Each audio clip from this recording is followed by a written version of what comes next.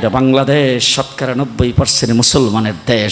এই দেশে আমরা ইসলাম নিয়ে ঈমান নিয়ে বেঁচে থাকতে চাই। কি বলেন, চান কি না?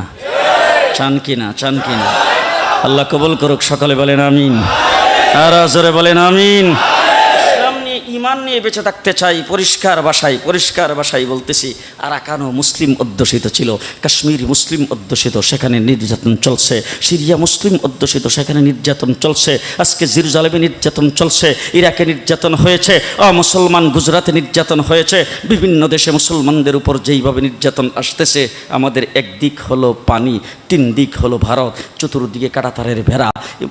এমন একটি জায়গার মধ্যে বসবাস করতেছি। যদি আল্লাহ না করুক, মসজিদে বসে বলতেছি আল্লাহ না করুক, আল্লাহ না করুক, সকলে বলেন আমিন।